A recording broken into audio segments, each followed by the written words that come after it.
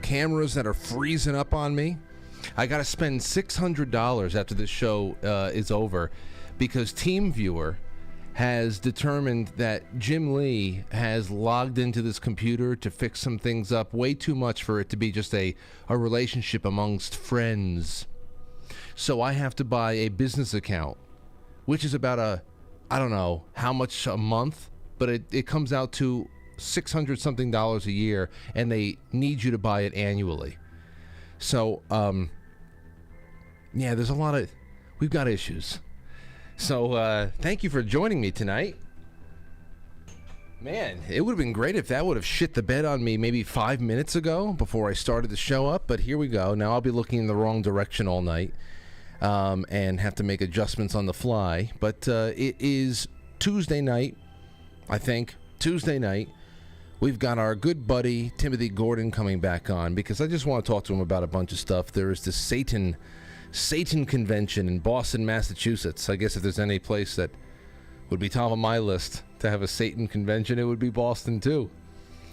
But there is a convention in Boston, bunch of witches and warlocks and people who pretend to not be theistic in any way, shape, or form. We're ripping the Bible apart and all that stuff. And I want to talk about Christian tolerance just for a little bit. I also want to ask him about what he thinks the Pope is doing in secret to bring this Ukrainian-Russian conflict to an end, which of course can't be done without the blessing or the coordination with the CIA. So that's something else there. There's a few other things I want to bring up with Tim and just hang out. Talk a little bit about that Crusader mentality. But we have to do some news first, and then I don't know, it should be a pretty jam-packed show. Pretty packed show if you ask me. So thank you so much for joining me tonight. I want to remind you all that we have hold on, there I am again. I just wanted to remind you all that we have let me get the hell out of here now. Now I got to make this up here. I got to bring my frozen ass down there. Ugh. It never ends. It just never ends. And to think it used to be so much worse. We used to have the whole stream, knock on something that resembles wood. The whole stream used to cut out all the time because of the broadcast platform and the encoder that we were using years ago. My mic stand was sliding all over the place. This was a play school production because we didn't have too much, but always work to be done. Thank you for joining me, and that's what we're doing tonight. The news section of tonight's show is going to start in just a moment. I want to jump into that right now because it's one of those things that we talked about the fourth turning last night, and today is just dog pile after dog pile after dog pile, and the layers of dog pile getting a little bit claustrophobic in here, but at the same time very funny, especially when it comes to that psycho stewardess at the White House, Karine Jean-Pierre. She's just giving up at this point, just giving up, not answering questions. Anytime somebody brings something up that is hard for her to ask, she says, please stop with the dramatics, and then moves on. She does that's Karine Jean-Pierre. What a clownish stewardess. That's what she'd be. She should be on a JetBlue, Virgin Airlines flight. She should be working Virgin Airlines flights, domestic flights in the U.S., giving everybody stale peanuts. That's what she's good for. But now she's got a big job, a very big job to do. Leave her alone. All right, let's get into this, shall we? First one, I want to have a couple other things I have to announce. Tomorrow, of course, we have Sean from the SGT report on. That'll be cool because it's been a long time since I've spoken with Sean. Well, I was on his show not too long ago, but it's been a while since he's on with me. And I like talking about things that have been blowing his mind lately. Raw Egg Nationalist is on the show on Thursday night. That'll be a good time to talk about nutrition and farming and the attack on all of the above. Matt will be in here for Cinco de Mayo. We celebrate privately usually, but Friday night will be good. Our buddy Vinny is going to be in here. Vinny Brusco of the Vinny Brusco Show. Very good friend of mine. I can't wait to introduce him to you all. And then next week, we're looking really good. I'm not going to talk about that just yet because I want to say we have added Mel K on May 31st. On May 31st, Mel K is going to be on the show. She's going to be in the studio. You know, she's spending less and less time in New York these days. She's another one looking for greener pastures. Well, not greener, redder pastures. Because you want to know what's going on in New York? Listen to this. The New York State, this is just coming out not too long ago, from CNBC. New York State is poised to become the first state in the country to pass a law banning fossil fuel combustion in most new buildings, getting rid of gas stoves, furnaces, propane heating, per CNBC. The state is dead. We are dead in the water. Dead in the water. And it's not going to be confined to here, ladies and gentlemen. It is not going to be confined to here. Now, thankfully, I have long since decided that Lauren and I will never be buying a house in New York. When the time comes, and that time is rapidly approaching, we will be developing something somewhere that is going to be sane at least for one more lifetime. That is, of course, unless they go and trigger the Yellowstone. Unless they're going to go trigger the Yellowstone supervolcano somehow, then that's another story. But New York State has just sacrificially slit its own throat. And you should see these losers. There's this one loser in here. His name is August V. He's a dad, you know, and he's from New York City. And August says, yes, as there are cleaner for people and the environment alternatives out there. And we also get tax credits for making the switch, which will also make the cost of doing so a wash for developers and homeowners. So banning? So big. So explain the banning part of this. It's such a good, cost-efficient, high-quality idea. Why are all other options for building, developing, maintaining structures in the state of New York made illegal? Fucking piece of trash. Everybody, the pieces of trash that we have to live around, they're just so pathetic, and their heads are so far up their asses. It's just, again, I don't know how else to say this. I will find new analogies. I'll find new metaphors. I'll find them. I'll look all over the place. I'll find them.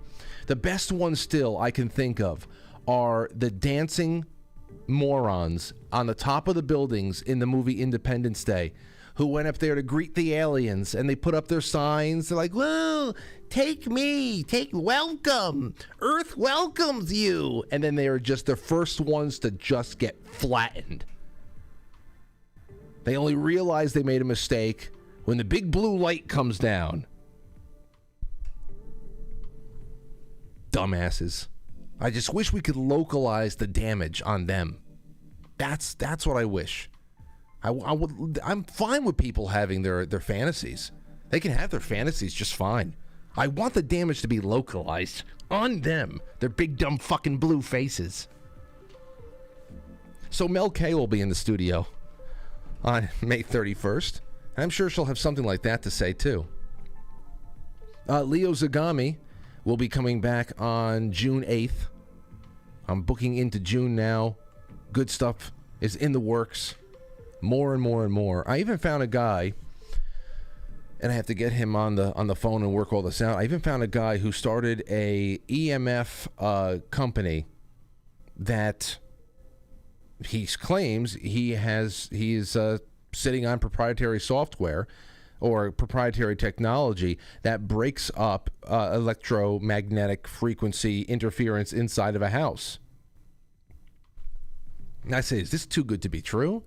So I'm working on him coming on just because I want to learn about the science behind this, and of course that'll be interesting to see what the audience has to say, because we have very specialized people in the audience who are always very skeptical or excited. When I get validation from the audience sometimes of things like this, that's even more exciting for me. But we'll see. I'll give you all of that as it comes along. As far as the book club for summer, for June, ladies and gents, I don't know what we're going to be doing yet, because I kind of scratched Democracy in America when I realized that it was a multi-volume, gigantic, bigger than Windswept House, something I want to read on my own for sure, but I don't think we can turn that into a book club pick and have it really be anything that will be efficient and we'll be able to draw a lot of people in. I'm thinking about something like Ready Player One or Shoeless Joe Jackson, the book that Field of Dreams was based on, and I'll let you know very, very soon, because I know it's May and everybody would need a couple of weeks to get in on that, and yeah, so I'll let you know. All right, into the grab bag we go. Into the grab bag we go. First one up. Where the hell am I? Here I am. I'm on the wrong side of it all now. Vermont's Republic. Oh, this is very good news for everybody out there who is thinking about killing themselves. Vermont's Republican governor approves assisted suicide for non-residents. So if you're thinking about killing yourself, you can now go to the state of Vermont. I know usually in a saner time, Vermont, New York, whatever they say, come see Vermont. We've got the trees. We've got the beautiful mountains. See the countryside in New England like you've never seen before. Now you can just, of course, invest a little bit in death tourism, which is a new thing that is becoming relevant in not only this country but around the world. That's just where we're at. Death tourism. If you're not a citizen of Vermont, don't worry about it. You can still go there and kill yourself. Vermont has passed legislation that will open its assisted suicide program to non-residents within the state.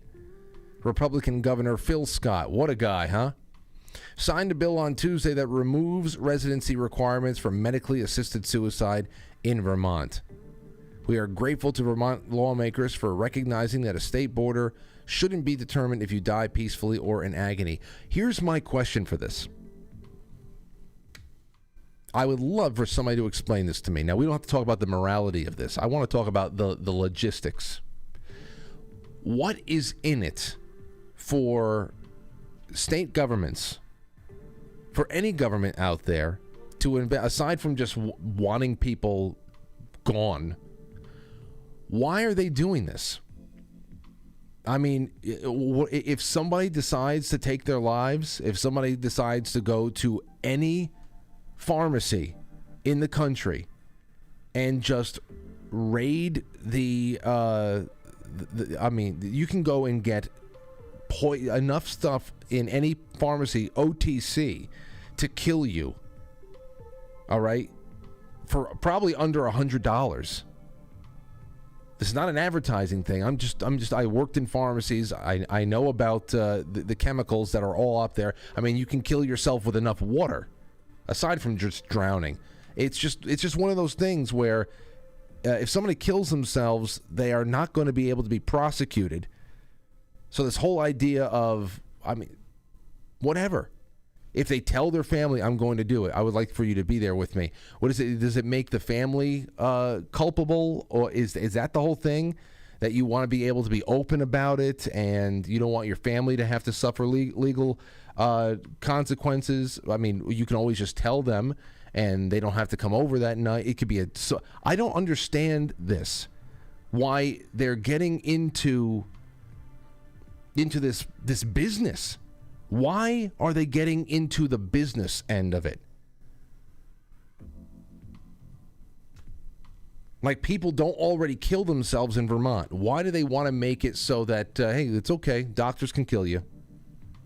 Like, this is some like, you have to go to a brain surgeon to make sure that the blood clot, the aneurysm in your brain is sewed up, that they can save your lives. That's specialty surgery.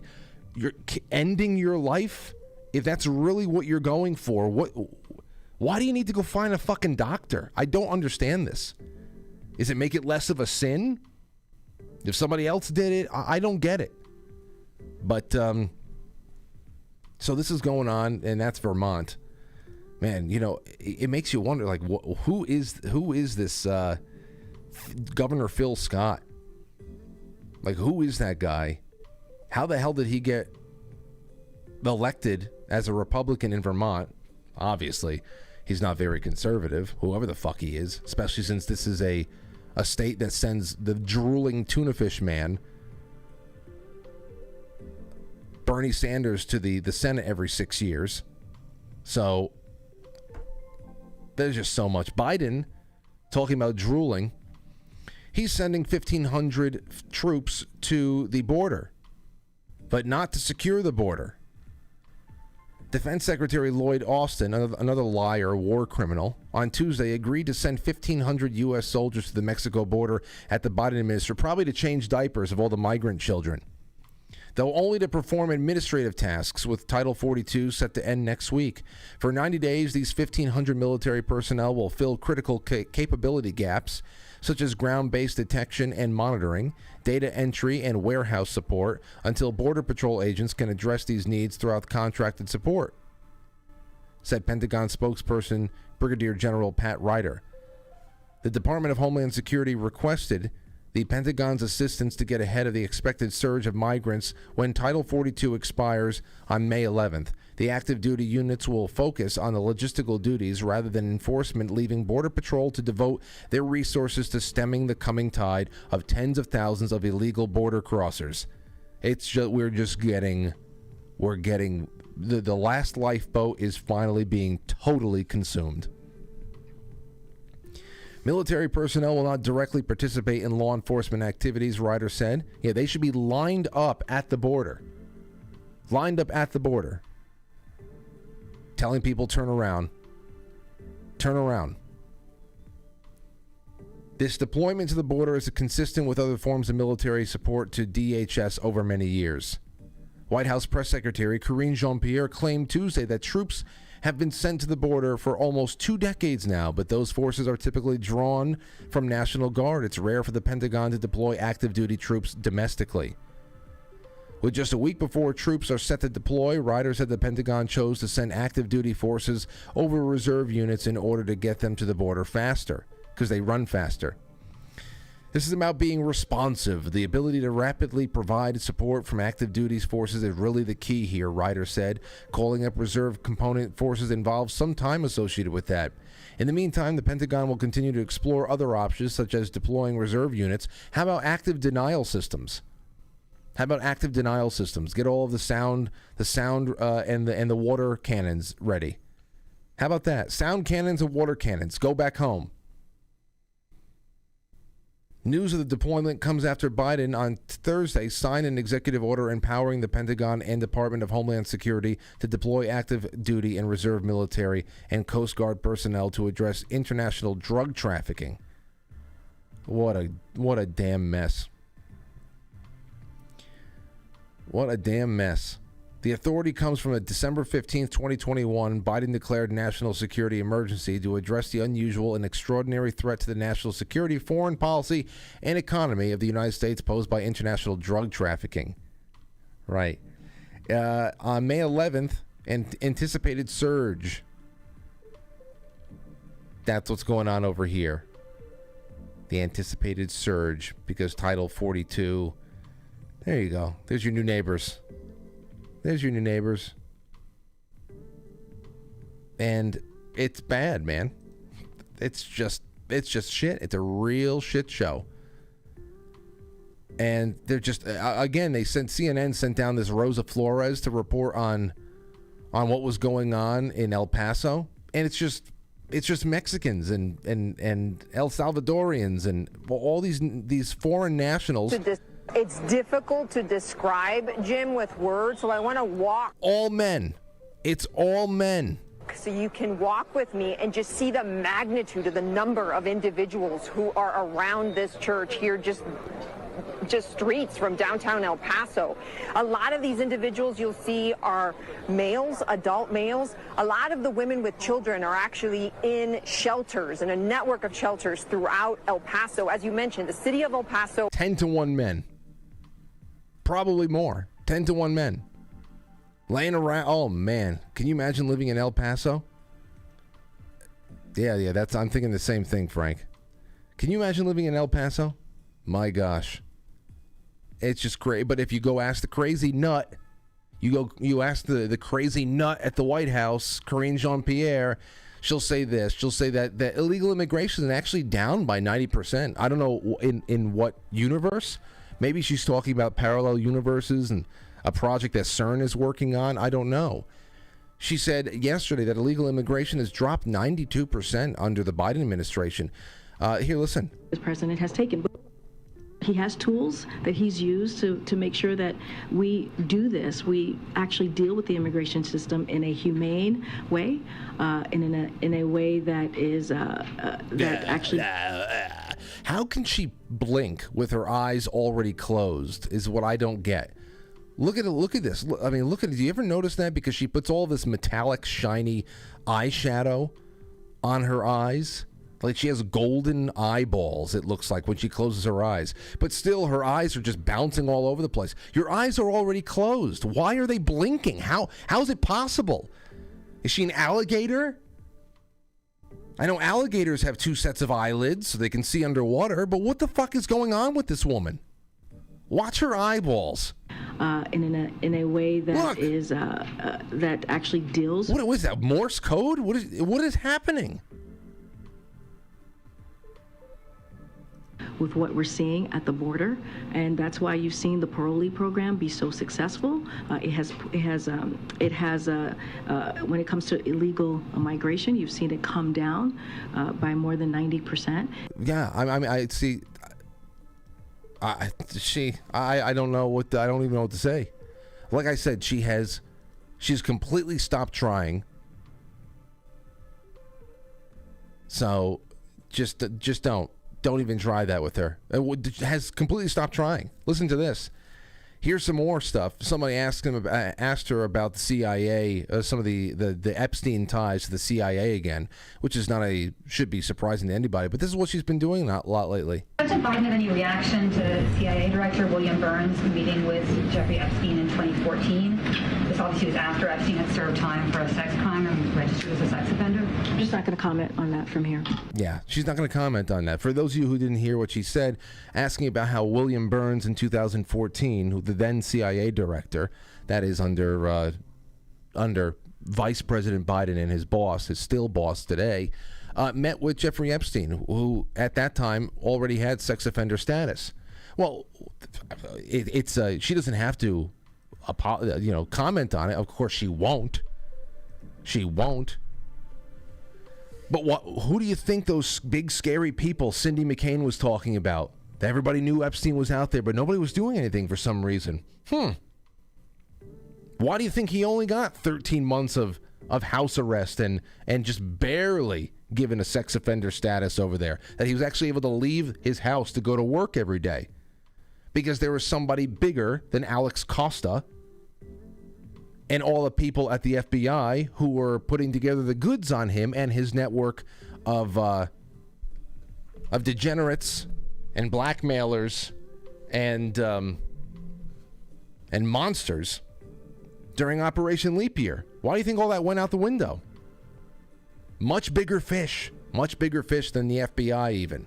CIA is a good place to start, of course, but I'm just not going to comment on that, she said. She didn't want to comment on all the very worthwhile questions asked about crackhead Biden's illegitimate children. Didn't want to talk about that, of course. That's a non-issue. Illegal immigration, as we said before, is apparently down 90%. Just why did she even get dressed in the morning? Why did she even get dressed in the morning? I don't understand. My gosh. I'll tell you, there are probably some days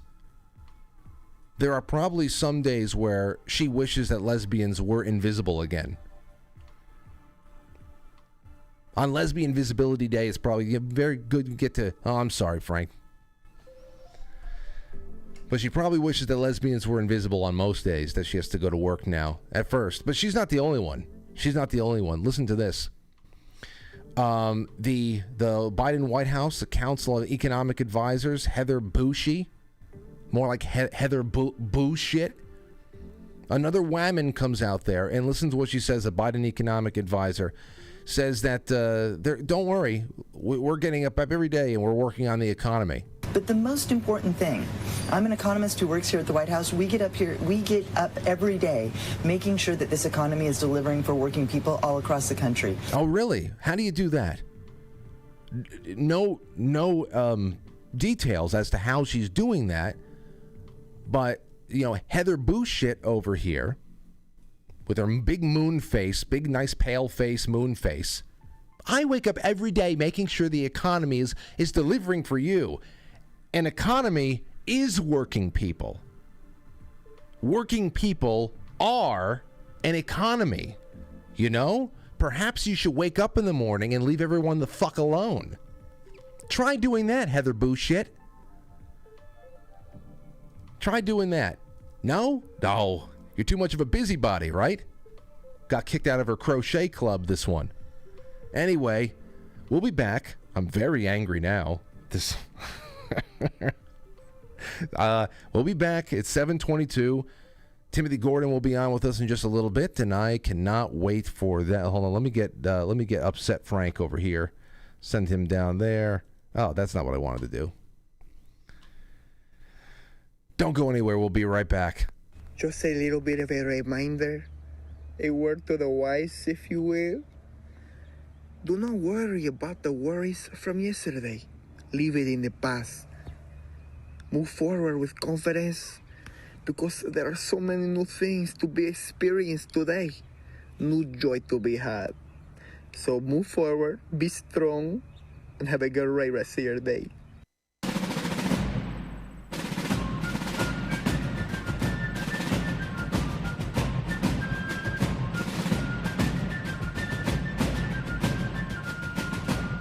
You let one ant stand up to us, then they all might stand up. Those puny little ants outnumber us 100 to 1. And if they ever figure that out, there goes our way of life. It's not about food. It's about keeping those ants in line. That's why we're going back. Does anybody else want to stay? Anyway, real quick, I'm going to do this at the end of our call with Timothy Gordon. But the Media Matters, did you see what Media Matters is trying to do with the leaked Tucker Carlson stuff? They leaked Tucker Carlson clips, like behind-the-scenes clips and production clips and all that stuff of him cursing and cracking jokes and being lewd and all that stuff. And they thought it was gonna like hurt him. I think they really thought it was gonna hurt him. This is from Town Hall. Media Matters has been publishing leaked behind-the-scene videos of Tucker Carlson during his time at Fox News, showing the popular host in more candid moments, but while trying to paint Carlson as a man deserving to be fired. It has only so far made Media Matters look like the hacks and fools that they are. If Lawrence O'Donnell, what was his name, Lawrence O'Donnell? Is that the one that started screaming he's a maniac? You think that he's not a maniac like that most of the time? With the stop the hammering. You don't think that these are maniacs most of the time? Image-obsessed maniacs? At least Tucker Carlson had a damn sense of humor. Lawrence O'Donnell was nuclear. He was just a nuclear... Oh, man. Anyway, this guy, Matthew Gertz, he's a senior fellow at Media Matters. He posted the videos of Carlson, and we'll watch them later on. He thought that this was going to hurt him. And when I started coming out there, I didn't even know who Matthew Gertz was. I thought that he was just alternative media. And then I looked at his bio, and I saw Media Matters. I said, oh, wow, he thought that this was going to be bad? Shit. Matthew Gertz should do an expo. You know what he should do? He should do an expose on all the sex toys that they have lying around in the break room at Media Matters. That would be interesting. I can't wait to see the butt plugs the size of parking cones and things like that. The anal beads, which are pretty much just like tennis balls. And I would love to see that. A little expose on all the sex toys they have lying around at the break room. That'd be really... Matthew Gertz, somebody get him on that. Be very, very compelling stuff. Very compelling. So we'll do all that stuff in a little bit. I'm in a mood tonight, if you haven't noticed. I'm in a little bit of a mood. And I cannot wait. Where is Timothy here? Good. I need to talk to a friend. A friend in need. That's what I am right now. I am a friend in need. I need Timothy Gordon to come hang out with me. What's going on, Tim? Tim, you hear me? He's looking at me. There he is. Tim? It says he hears me. Tim? We're looking at each other. Tim, hello. Welcome. It's good to hear from you, too. Oh, everything's fine. He's not talking to me. I'm just trying to make you nuts. Tim, are you there? Tim's muted? Hold on. Let's unmute him. Tim, you see me? We're good to go. Hold on.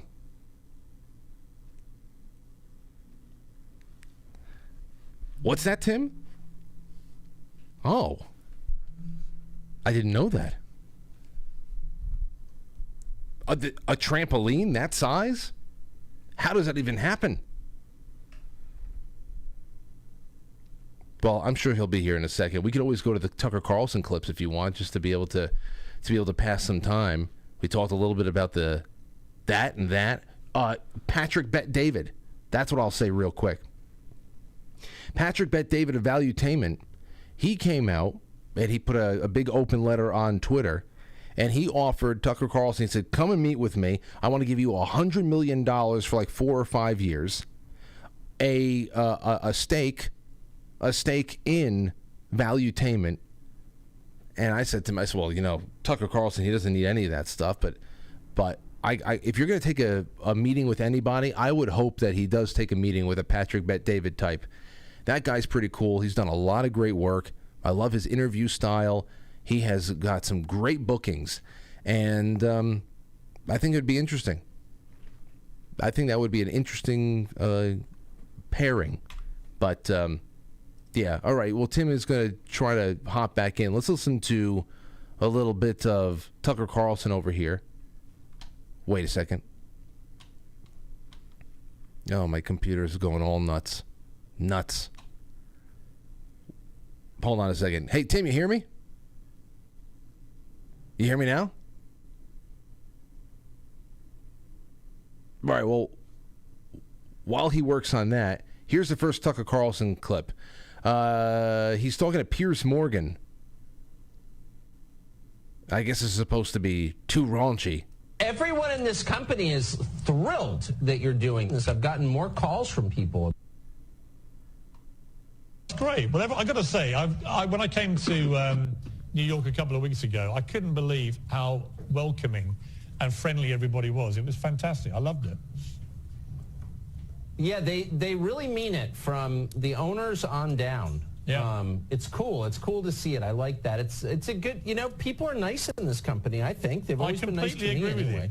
I completely agree. Everyone's been very, very friendly and very nice, and I really appreciate it. But thank you so much for coming on. It's I bet that doesn't change. Of course. Yeah. It's just great to have you on my show. I mean, I've been on yours enough times. It's great. I think it's totally cool. So let's, if we're going to talk about sex, I'd love to hit some of the fine points of technique. But it's your show. It's totally up to you. We can certainly talk about your sexual technique, especially after your tanning testicles last week. Not mine. We'll speak in more general terms, but I've got something to add. Now, these are great candid moments. These are fantastic candid moments. First of all, we all know about the testicle tanning. I was very surprised to hear that there is actually some scientific validity to testosterone boosting by getting some sun on your balls. I thought it was just one of those hippy dippy fads, and then of course we had that night over here with Jay Gulanello where we all tanned our balls. No, where he actually talked about the science that was actually behind it. He said, "You got to be kidding me! This is real." He said, "It's negligible change, but yes, it's real. Yes, it is real." Let's try again with our good buddy Timothy Gordon. Hey Tim, how you doing? Hold on a second. He's almost there. Tim, you all right? Doesn't hear us. Is it because of me? It can't be. Nothing has changed over here. Join audio? Hold on. Tim? I got you. How the hell? I don't know what the hell. You know what? Your old setup might have worked then, because that seemed like it was on me, but my settings had never, ever changed, and suddenly I had to reconnect my audio for the first time since the first time I used this thing. That's weird. So that definitely it wasn't working at first on the phone either. Well, I hope I didn't cause you too much grief, because I think that was all on me. No worries. Well, I'll just keep this one now. But how the heck are you? I'm sorry.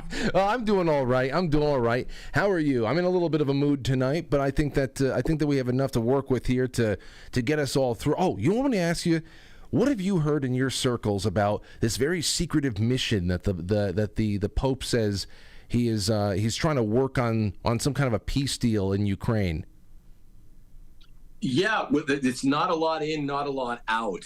I've heard that, but obviously the Catholic circles are being tight-lipped about this because it doesn't look good for the Pope. I mean, he runs close with WEF. He has ongoing talks with China, so nefarious characters to be in tight with. And this is, I would speculate, some sort of inner track for him. People are not proud of the fact that this is an insight he might have. Mm-hmm. So I'm not hearing a lot. The Orthodox, lowercase o, Catholic circles are not proud that he would be this well connected to make any kind of difference, plus or minus. Yeah. Of course, I'm always just sitting back looking at all this stuff from a windswept house standpoint now. It's all about deep state, deep church. Where are we going next? That's really what it is. Especially since, as I said, like when people talk about there's a reckoning for certain types of drug dealers in the world, or there's going to be a reckoning for a one player or another.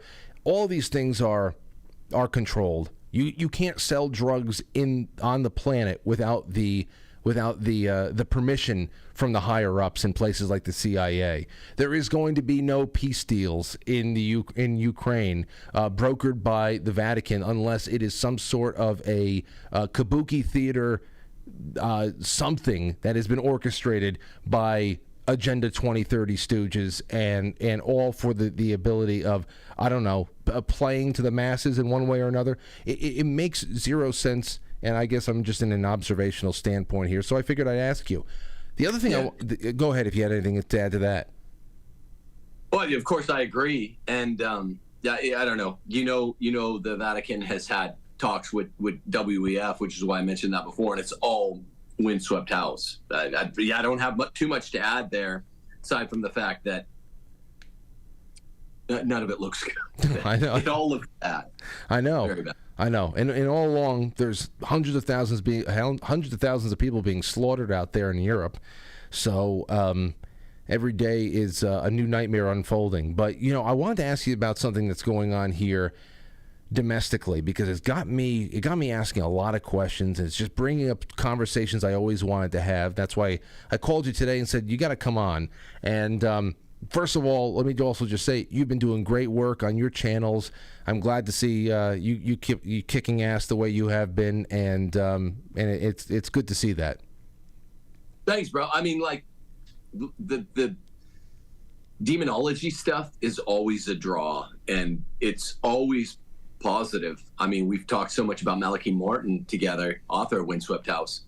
He had been a Roman Catholic priest for almost, I think, a decade and a half, 2 decades before he quote unquote converted, and it was because of exorcism. So my close work with my friend Father Crow, being able to publish that, it hasn't lent to my conversion. I had a sincere conversion 15, 14 years ago, but it's good to be able to connect with guys like Father Crow and the Skeleton Crew in a nearby diocese in a nearby state where I've helped in some exorcisms, because it's good shit to share around, and it helps people to red pill fast. Oh, I would, I don't know when it would be appropriate, but I'd love to have you and your friend Father Crow on. First of all, it's just so crazy how young he is, and for you guys to have been, I would love for you to tell in whatever form you can a little bit of the story of what you've done together and the souls you're trying to save, because it's in this kind of battle-like mentality, as I still have not been able to talk to an exorcist one-on-one before or at all. So that's something that's just so incredible to me. But the reason why the demonology stuff is so important right now, aside from it just being, I don't know, it's for whatever reason, we all love going into haunted houses. We love watching scary movies. There is just something that makes you think that even if it's a dark force, there's more to life. There's more mystique to life and what we're involved in than just getting up every day, going to buy the groceries, coming home, and there's nothing else than that. That there are other layers to this reality, that we are in the middle of it. We don't really properly understand our role and our positioning in the entire thing.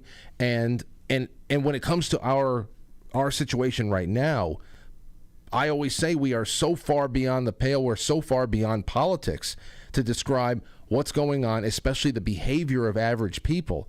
We're so far beyond it. So whenever you do things about deep dives into certain historical I know you do liturgical things and whatever too, but history and then the occult, what is beyond the eye, the mystical, that is always going to be a big draw, especially since more people who don't really even have their faith worked out yet are starting to assume that there is more playing out before our very eyes than what meets the eye, of course.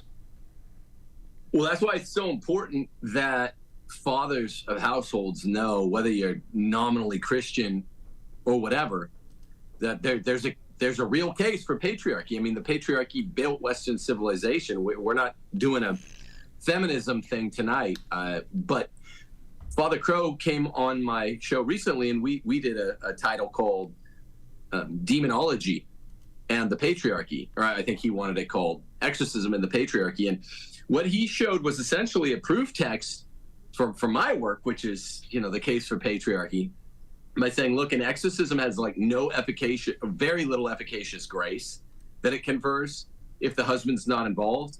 In the first place, because the husband has jurisdiction in the spiritual realm over the household.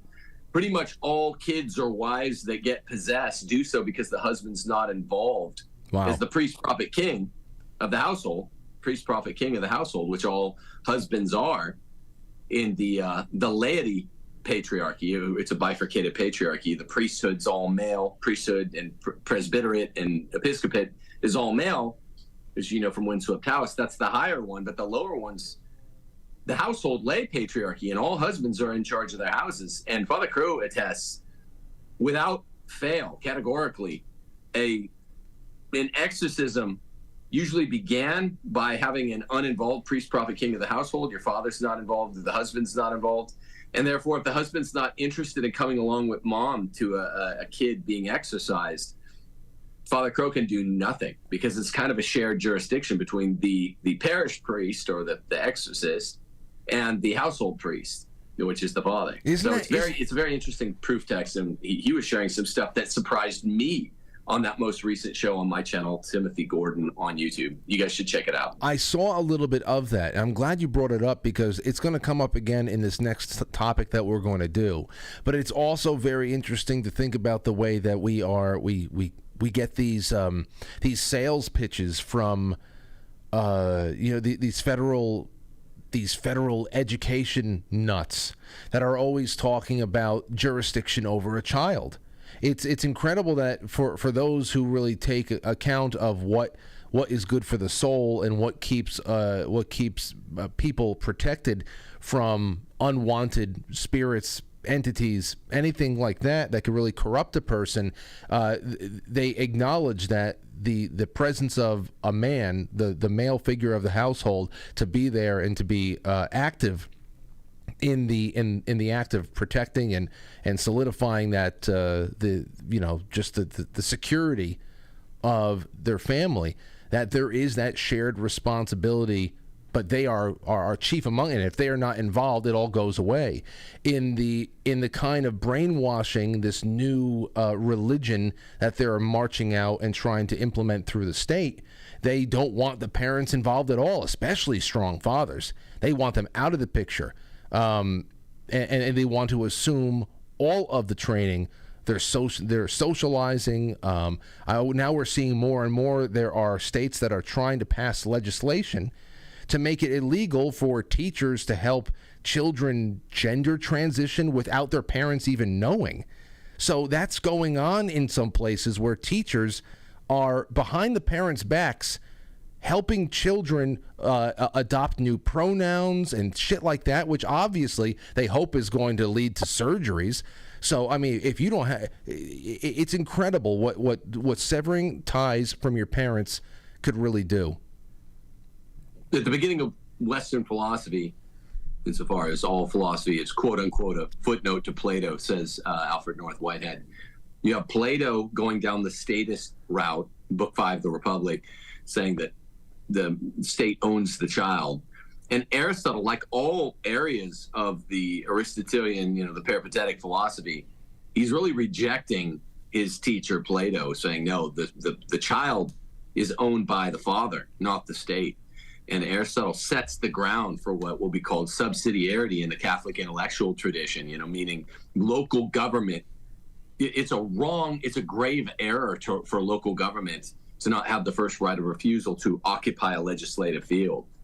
And like everything else, the Neoplatonists of like St. Augustine's day really exaggerated the overlap between Plato and Aristotle's philosophy. They're really diametrically opposed in terms of epistemology, metaphysics, ethics, and because of those things, on the bottom branch of the tree, political philosophy as well. But it's been odd to see how most people are brainwashed to think Plato and Aristotle kind of go together. But it's a big question. The state definitely doesn't own the child, and yet they're vying for that dominion, because now that the mask is off, the mask has been dropped the last 5 years, it's really Baal worship. And I would have laughed at that claim 10 years ago, even as a reverted Roman Catholic. Starting 5 years ago, 6 years ago, everything's just different, man. And me and you have talked about this so much. Something like SatanCon is still something I would have kind of sniggered about. Oh, these are just either dumb goth kids without a sense of irony, or stupid-ass wiseacres from the suburbs with a sense of irony. Some smattering of these is what I would have thought SatanCon was 10 years ago. But the state has intervened in order to indoctrinate in this direction. It's clear. Oh, yes. Yes. I mean, we saw that with in Pennsylvania. I forgot what was going on with the after-school Satan programs that the state is actually getting involved in many places to make sure that these people's rights to do this and to of course target all of their programming for children is not impeded on at all. Here is a little, and I'm glad you set us up that way, because here's a little bit from the Washington Examiner about Satanists shredding the Bible and pro-officer flag at SatanCon 2023. Satanists applauded Friday as leaders of SatanCon 2023 opened events by shredding symbols of oppression, they called them, including the thin blue line flag and a copy of the Holy Bible. Quote, "We stand here today in defiance of their siege and destroy their symbols of oppression," one leader, a woman, of course, announced to the crowd before shredding pages from the Bible, according to a report. I was watching this woman. I have some of this I have some of the footage of this over here too.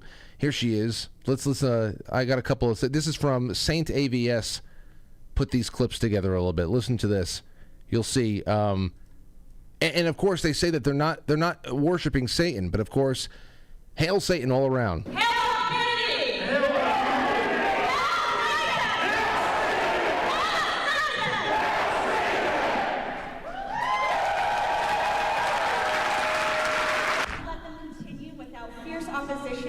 And we stand here today in defiance of their siege and destroy their symbols of oppression. So then the purple-haired witch goes and starts shredding the Bible apart, and while she's doing it, she's screaming, "Hail Satan!" And of course, they say they're not. This is a figurative thing. This is a literary figure of rebellion. It's not actually a person. So, I don't know what to even say to stuff like this, but when you had said, if this had happened 10 years ago, you would have thought that they were just like disaffected goth kids, and I really do think, Timothy, that some of them are. There's this one guy, there's this one guy that is like, he's all masked up, his eyes are darting all around, you can tell he's just a poorly socialized dolt. Here he is right here. Hold on. Always been about opposition to theocracy and authoritarianism. Satan to me is a very powerful symbol of rebellion and anti-authoritarianism. And it's the same thing that they say over and over again. So I don't think that this guy with the mask on is actually a devil worshiper. I think that some of them are typical traumatized losers who have been turned into these sock puppets for powers that they could never truly comprehend. I don't think that they really even get it. Yeah, the dangerous part, I watched a movie from an evil movie house, according to my director friend, Hereditary. Have you seen this shit? No. Frank? No. Don't watch it.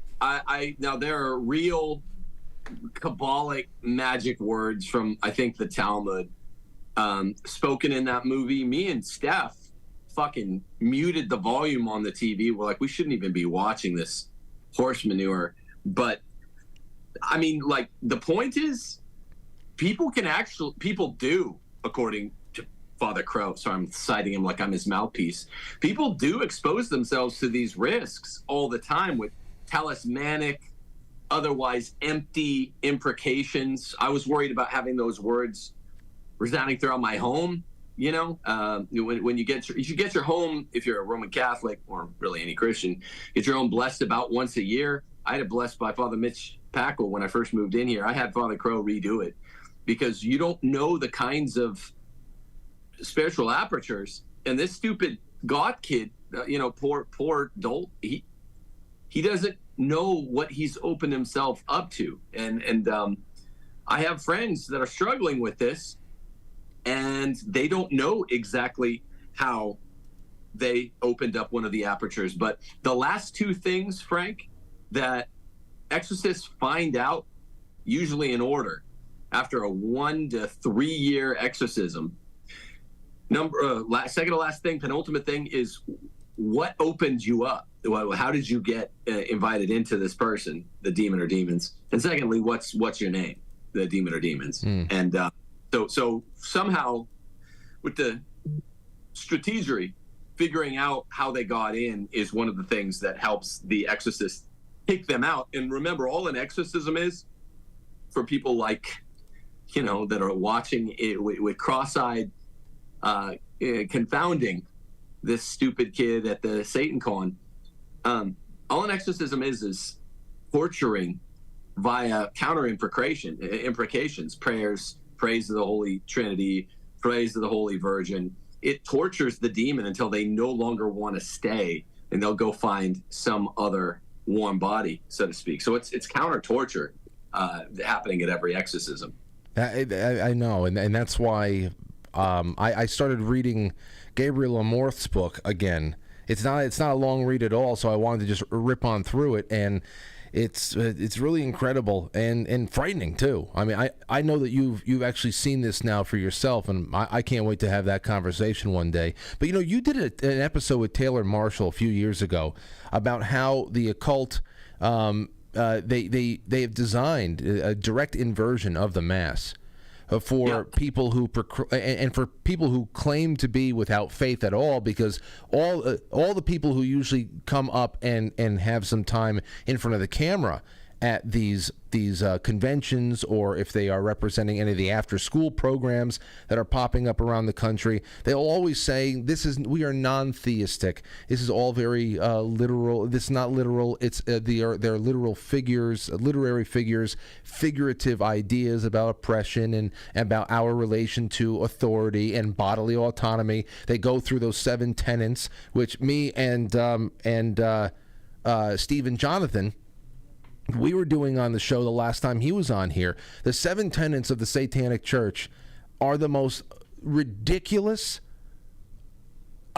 contradictory pieces of trash, pseudo-intellectual trash I've ever heard in my fucking life. And it's just incredible that these are the people who always get the airtime. Oh, it's non-theistic. We don't believe in any God. It's all myth. But for the people who proclaim to be without faith, they certainly are tied to people who rely very heavily on ritual and tradition, no? Yeah, if they don't believe that it's... I mean, I'm not... You and I know it's a filthy lie that it's not ritualistic and it's not actually playing on real, efficacious preternatural forces. If not, though, for those in your audience scratching their head, they well understand the difference between purchasing Eucharistic wafers, which are just bread at like a religious supply, versus confected Eucharists, which are the body, blood, soul, divinity of our Lord.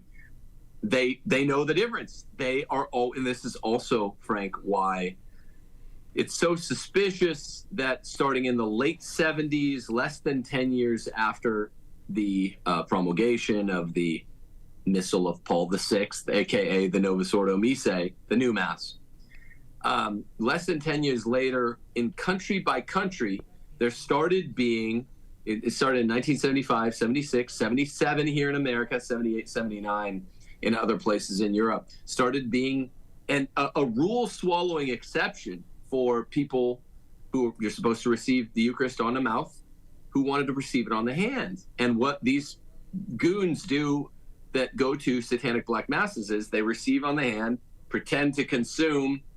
I mean, this is horrible stuff. It gives me a shudder. And then they take the real confected Eucharist and they use that because they understand that is actually, there's efficacious difference in what they can conjure at a black mass. I didn't even think about that. That is the main. Is that the main reason for? I mean, obviously, I know that touching the host was just something you're not worthy to touch it, obviously. But is that the main reason for it, to actually create a black market for this stuff?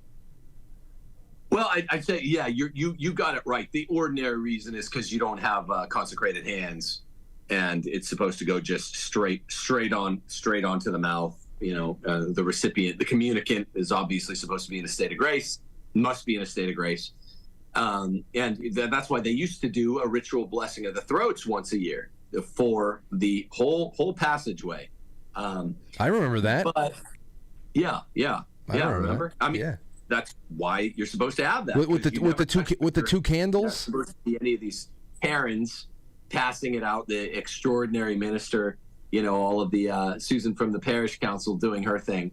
It's supposed to be just the priest. So the ordinary reason is to not defile it in an ordinary way. But one of the extraordinary cautionary concerns is, of course, that what we're talking about here with black masses. Wow. Okay. See, now I didn't even think about that, and that is certainly spine-tingling right there. And one thing I would always ask myself when I look at this convention, especially when the very strong woman goes up there, she's so strong and sassy and so liberated, purple-haired witch tearing the pages out of the Bible. I always wonder, why isn't this sassy woman tearing the pages out of the Quran? Because, of course, like before, like you were saying, with demonic possession, this is with everything else here too, because they pick their targets like child molesters pick their targets. They want the most vulnerable with no will to fight back, who have preferably severed all ties with protective male figures. That is how child molesters really hone in. If a child has a strong man in their lives, they're not going to get touched. Never. It's very rare. They're not going to get touched. So when I look at this, the reason why I bring this up here is that, you know, I had a few people ask me my opinion on about the Andrew Tate saga, namely his recent conversion to Islam. Now, I have no interest in Islam, but as he was gravitating toward it, he made a series of very public comments that I couldn't disagree with. And he said that he believed that Islam is the only authentic world religion left. If for no other reason, that it refuses to be changed, it will fight for what it believes in, and for better or for worse, it is the metric by which all Islamic societies are unapologetically managed. Now, compared to Islam, Christianity has been sapped of all of its fight. And that does not matter what denomination either.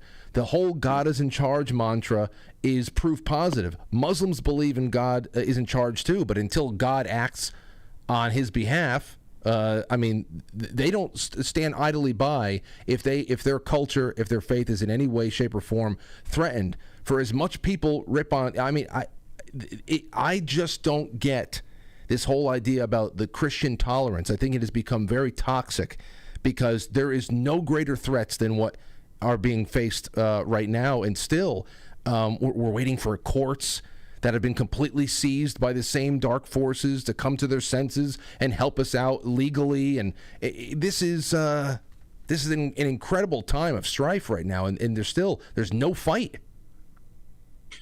I don't know if you've seen some of my tweets lately, but between my tweets the last month and then my Friday podcast is always kind of a podcast within a podcast. I want to have you on it.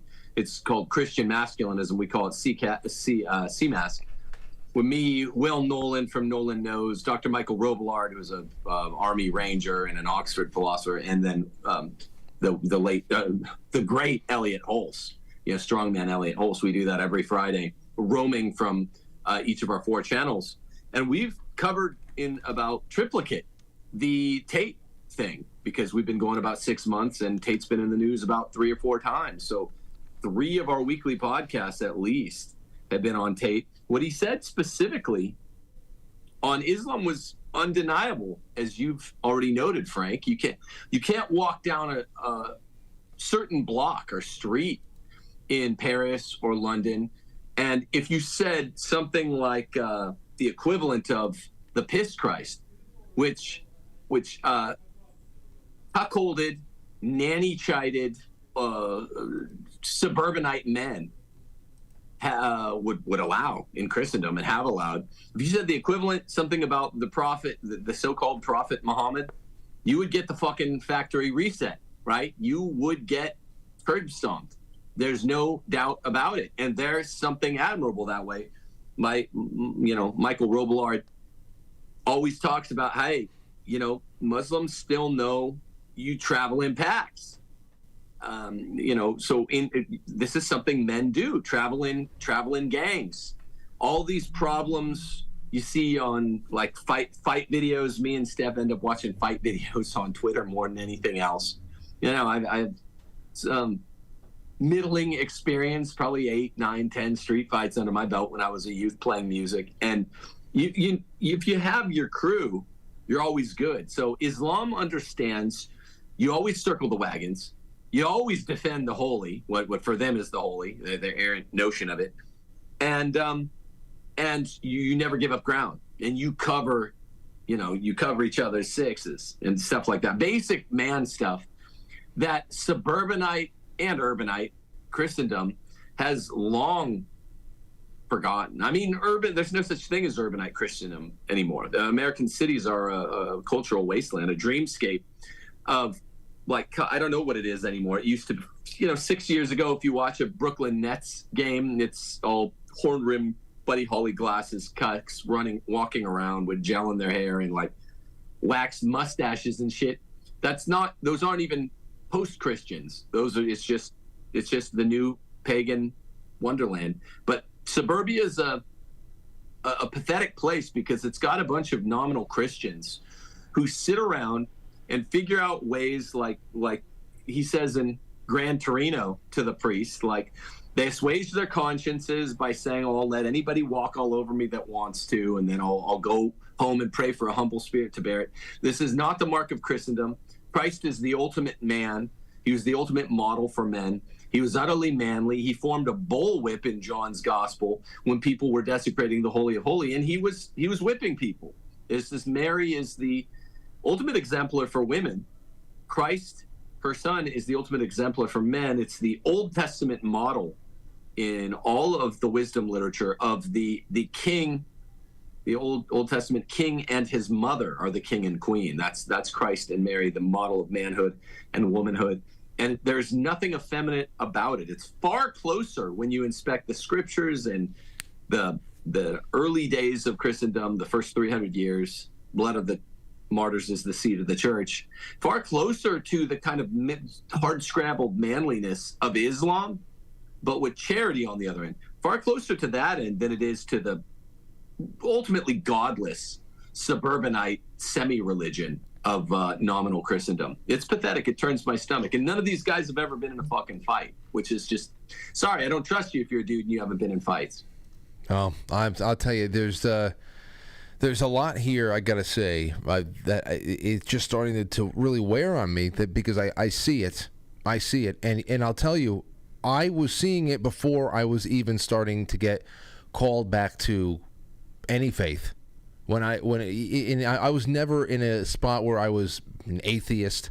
I guess I didn't know. I was in that under that agnostic umbrella there, and I was in a place where I didn't have any time. I felt like I didn't have any time to even care at that point. I just have things to do. I don't really want to rack my brain over this. But it was in noticing. It was in noticing this build-up, this confrontation between a gigantic system, a godless system that has governments, it has captured churches, it has captured all these things, this whole big machine that is coming bearing down on people who may have some kind of connection to traditional faith and family values and all that stuff. And I'm saying to myself, man, oh man, I can see that this confrontation is brewing here. And it's so out of whack to the point where it was really like the Colorado bakers with all the gay wedding cakes. That was something there that I was getting. I roped myself into those arguments on the first episodes I did of this show many years ago, and I really just started bearing down. It's like, where the hell did all this vitriol come from the people who just wanted to have equality for everybody and all that. And I started seeing how this once very meek push for social equality and stuff had become very, very quickly weaponized and militarized. And that's actually a big part of the reason why I started coming back to the faith itself, because I saw a war brewing before I had even been touched by that desire to pray again. I just saw it happening, and I saw who the real underdog was, and this whole idea of tolerance being one of the tolerance being Christian is one of the greatest lines that are always rolled out to subdue Christian protests of any issue, one issue or another. The people who can't stand the name of Jesus being uttered in public suddenly become public relations, for Jesus, claiming that he was a communist, he was a feminist, he befriended the prostitutes and the tax collectors. Makes you wonder why none of these people actually go to church if Jesus was such a progressive. But I mean, that was just besides the point. So thank you for addressing that concept of compassion versus tolerance too. That's another thing I wanted to bring up with you. Yeah, those are all great points. Like so much of post-French Revolution leftism, the last major attack on the church from without French Revolution, all of these marks from economic socialism, feminism, the sex revolution, which is distinguishable from feminism simpliciter. I always mean first wave feminism. And everything that's downstream of those three movements, which is most leftism, stuff like Skittles and trans and democratic socialism, all that's downstream of those three original iterations of leftism after the French Revolution. It's all just domesticated Christianity, Frank. It's I won't even say Christ without the cross. I'd say it's like Calvary without the cross, because they don't even want Christ. But it's obviously the cross without the sanctification of holy suffering. It's mercy without justice. And when me and Taylor Marshall, I think, made up this compound, like German term, like mercy, justice, mercy, two parallel lines which somehow meet somewhere in eternity, according to the logic of God. That's one of those ones. God's ever just, but ever merciful. And so they always get rid of the justice and just talk mercy. The mercy is always according to certain special classes of heightened scrutiny, as if you're doing 14th Amendment equal protection jurisprudence. It's always, well, if you're a special class of grievance mongerer, like a woman or a minority, or now the weird, strange new world special classes involving the loins, then you get heightened scrutiny. You have an easier job selling it. But it's all just, Christianity without the cross, without Jesus. It's Calvary without the cross. So I think that's it sells well with these suburban losers who are nominal Christians that comprise too much of the so-called practicing constituency of Christendom in America anymore. I started looking at this. I wanted to go way back in the last couple of weeks. I have been no books yet. I have to go out and buy myself a good series of books on the subjects of the Crusades, but I have been going back. I've been trying to find really good documentaries, independent documentaries and filmmakers, people that are outside. I don't want to listen to any History Channel nonsense or Ridley Scott or whatever. But I wanted to learn a little bit more about the Crusades. And the more I dig into it, I got to say, man, first of all, the Crusade, you can say this about any major events in human history, but that's one of those indispensable reasons why you and I are even talking right now on this show. And I'll never ever apologize for them ever again. After I read into absolutely, I would never apologize for the Crusades or have to backtrack on why they happened or why they were necessary at the time. Man, it is the opposite. It is the opposite of where we are right now. To see certain death stare you in the face, and to rally the banners. To rally all the bannermen and say, hey, we need to preserve ourselves here. And instead, we are in this, it's not even a tactical retreat. We are just, our tails are between our legs right now.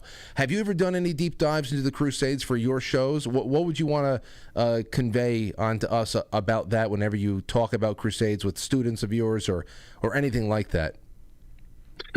Well, one of the three tweets that got me fired and canceled in California as theology department chair was what they called an anti-Islam tweet. I sign off every show with the call sign Deus Vult, which means God wills it, which is what the Crusaders yelled as they stormed in their holy wars. All of the Crusades, aside from the fourth, is still a church-recognized holy war. Never, ever apologized for them. The only reason the fourth Crusade wasn't considered a holy war is because there were too many wayward Christians that were stopping off plundering, I think Jerusalem.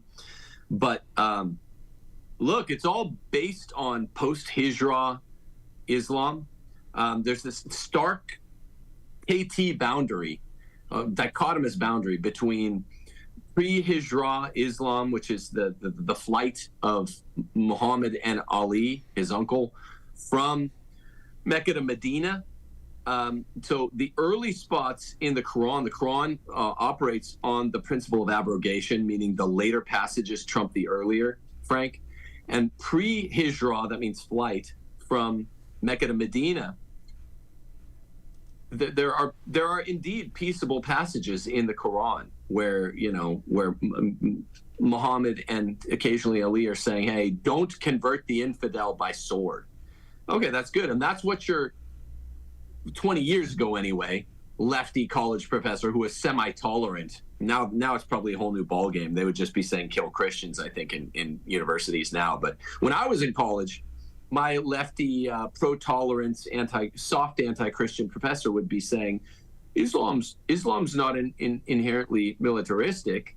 Now look at all these passages. Those are all pre-Hijra surahs in the Quran. But after the Hijra, one of the great mysteries is that Muhammad and Ali got run out of their hometown, Mecca. They fled to Medina. And by the time they got to Medina, they were rock stars. People can't figure this out. Well, by the time they became rock stars in the late career of the warlord, Muhammad, all of that peace and tolerance business went right out the window.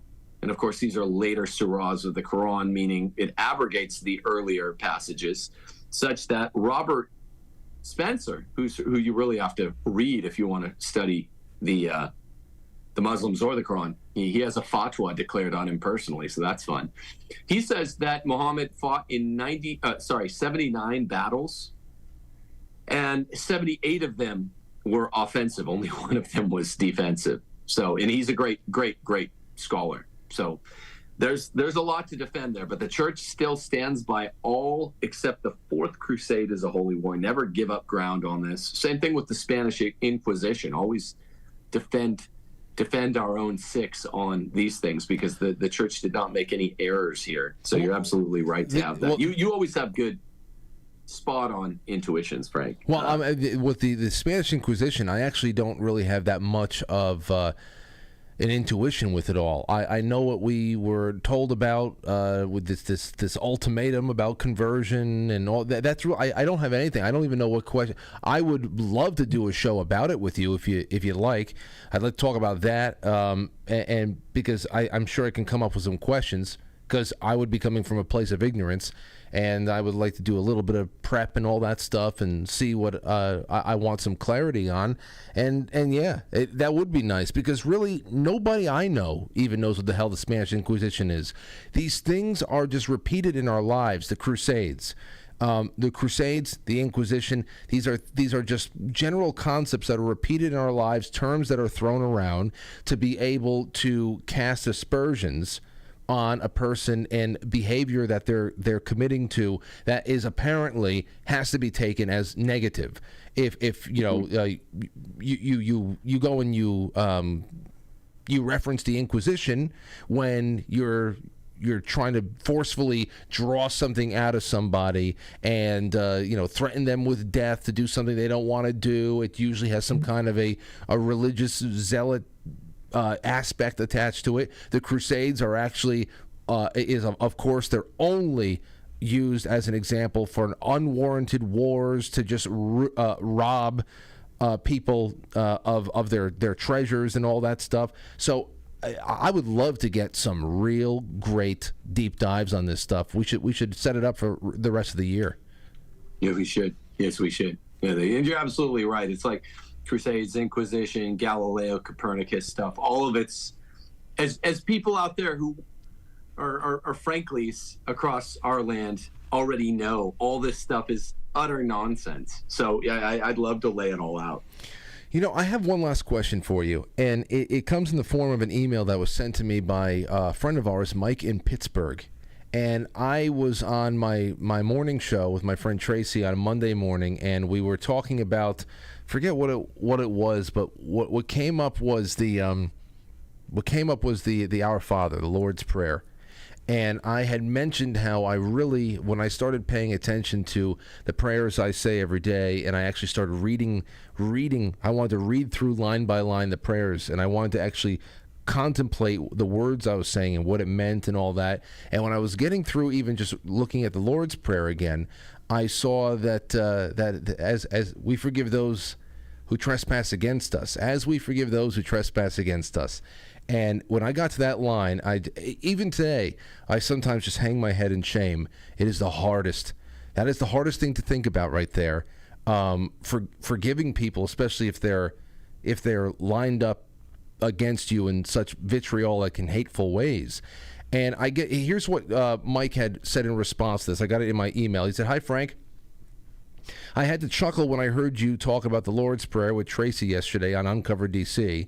I also wondered about the line, as we forgive those who trespass against us.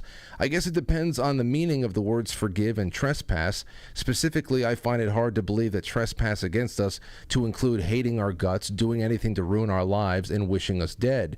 I like to interpret the line to mean that I don't hate those people, and I pray for those that are trespassing. I pray that those trespassing people see their evil ways and obtain forgiveness from God. However, I'm very far from being a religious expert. Maybe someone like Timothy Gordon would be able to shed some light on this." So how do you take that? Because we're talking about existential threats. That's really a big thing. The losers that got together in Boston for the Satan convention, do we have to worry about them coming to our houses, those people in particular? No, but they represent a growing movement, a growing plot that has taken a long time to fester. That is an existential threat. When we talk about Crusades, those were decisions made in the face of existential threats. So when you talk about this prayer, and then you talk about the necessity for preparing living life in a potential war zone, spiritual or otherwise, how do you interpret this line? Well, I would go to Scripture, Matthew's Gospel, chapter 18. Jesus talks about Jesus directly. Matthew's writing to the Jews, as Mark is writing to the Romans, Luke's writing to the Greeks. John's above everybody's head, but Matthew's writing to the Jews who are concerned with family relations. And so he says, what about two quarreling brothers? Well, first, if your brother offends you, go directly to him and give him a chance to defend himself or to apologize.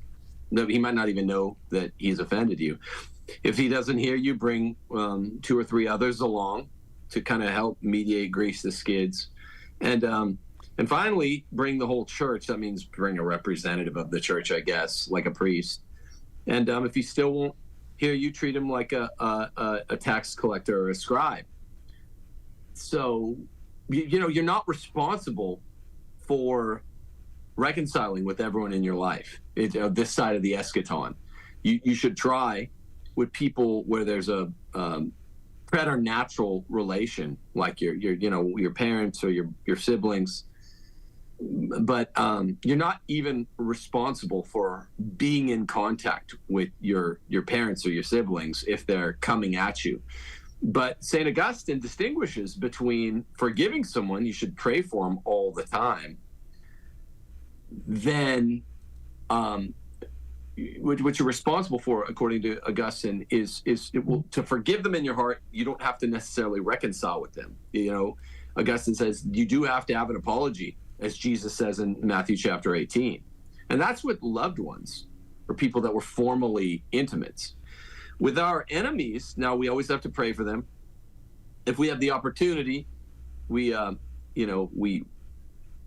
with self-sacrificial love, we make some offering. But the martyrs in the first 300 years of the church, we would apply just war theory. The fourth prong of just war theory out of the Catholic tradition is there has to be a reasonable chance of winning. So for the Christian martyrs, laying down the life was the best thing. That's radically different in a pre-Constantine world where Constantine really made it fashionable after the Edict of Milan in the Roman Empire to be Christian. And then it became, late Roman Empire kind of crumbled. And the second Roman Empire was the Holy Roman Empire under guys like Charlemagne, where for the next 1,000 years, Christianity would reign in what was really Europe. And that's why the church says, no, defending your own, once the culture has been turned around from this pagan early Roman culture in 100, 200, 300 AD, now we have the responsibility and the opportunity with a healthier Catholic culture to make more conversions. So we're not accountable to give up, to forfeit the Christian culture. So when people look at that, they can't square the period of the martyrs for 300 years when it was still a pagan culture that abided. And after the Edict of Milan in the 4th century, Europe was really turned around for 1,300, 1,400 years. The church says it's good to defend our Christian majority and our culture. And that's been getting turned around since the late 1800s. So with the kind of pagans making a push back. So now we're at this period where it could kind of go either way. It's a point of inflection. And the question comes up, what do we do? People ask me all the time, Tim, you and your sea mask buddies, everyone's talking about having been in fights and lifting weights and being strong and owning guns and all this. Like, wasn't Jesus a pacifist? No. That's part of the radical commandeering of Jesus. He was not a pacifist. It's heavily context specific. And if you're in the radical minority, the best thing you can do is go find your cross, be crucified on it, like Jesus. If you're in the majority, we're not responsible yet for giving up the culture, giving up the ground to the Baal worshipers. I think that's a very, very complex answer, and again, it's a very complex subject. What kind of a person are you, and what do you do when you have the wolves at your back door? You have an escape route. What if your escape route is blocked? What are you going to do for your last stand? And obviously, we have a long way to go before that. But you can start feeling that hot breath on the back of our necks right now, and it's taking its form in so many different ways. And like we opened up with tonight, Tim.